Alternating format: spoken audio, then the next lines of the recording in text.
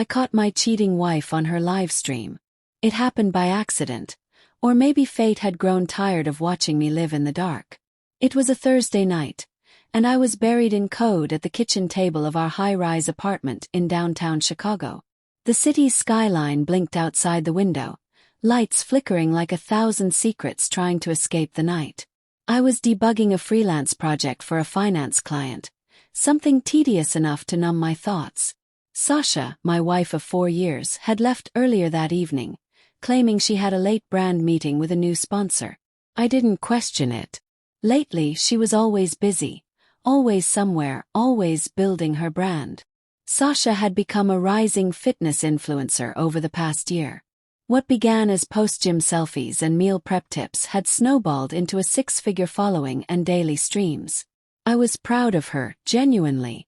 I supported her, even when her camera lens seemed to replace me, even when our dinners turned into content shoots, and our weekends disappeared into editing marathons. I told myself it was just a phase, that she'd find balance, that we'd find our way back to each other. But that night I needed a break. My brain was fried, my coffee cold. I leaned back and opened a new browser tab, almost instinctively navigating to her streaming platform. She'd logged in on my laptop weeks ago, and I never logged out, a simple detail that suddenly felt like the universe handing me a loaded weapon. I clicked on her profile. She was live. Curious, I expected a late-night Q/&A or maybe a stretch session in workout clothes. But what loaded on the screen wasn't our living room, and it wasn't a gym. The lighting was low, warm. The setting unfamiliar, a boutique hotel room. And there was Sasha, sitting on the edge of a bed in a sleek black dress that hugged her curves. Her hair was curled, her makeup done just right, the kind of effort she hadn't made for me in months. And then I heard it, her laughter. That light, melodic laugh that used to be mine, once reserved for our inside jokes and silly moments. Now it filled my laptop speakers, but not for me. For him.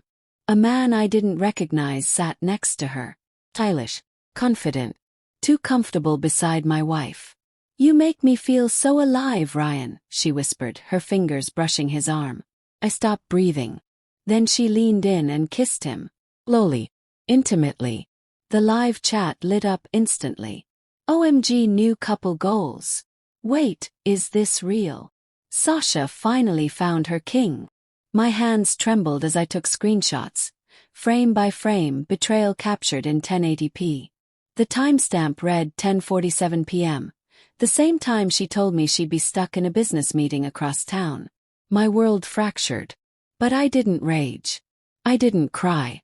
I went cold, clinical, methodical. I studied the background of the stream. A neon sign blinking outside the hotel window. Logo. A street name barely visible. I pulled up Google Maps. It didn't take long to match it to a boutique hotel in the Loop, less than 15 minutes away.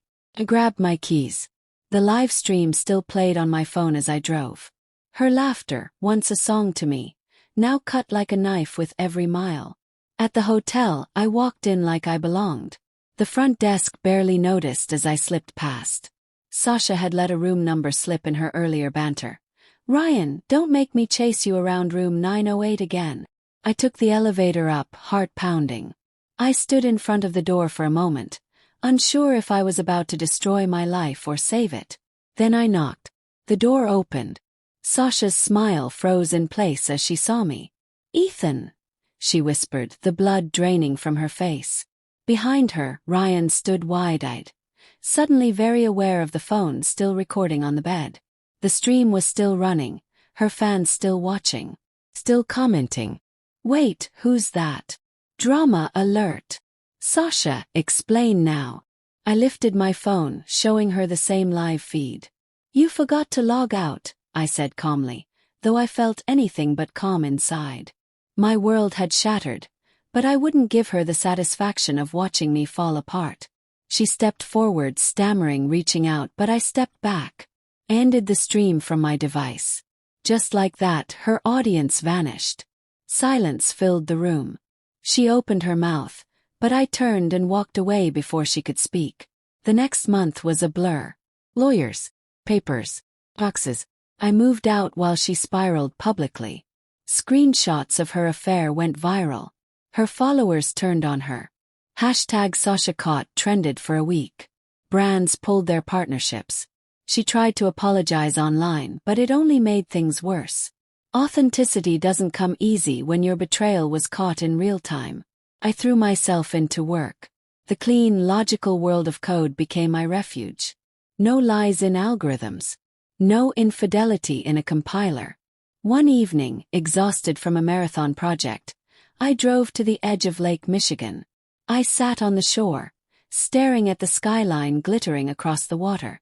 This city had given me love and stolen it away.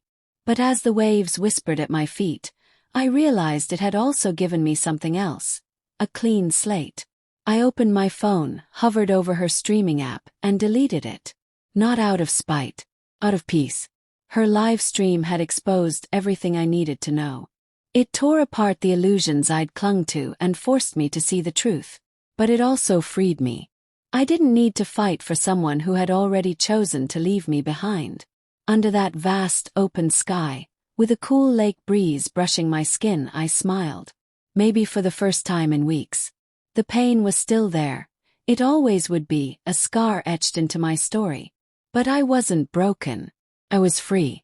And I was finally ready to rebuild a life where trust wasn't something I had to monitor like a stream. Where love didn't need an audience.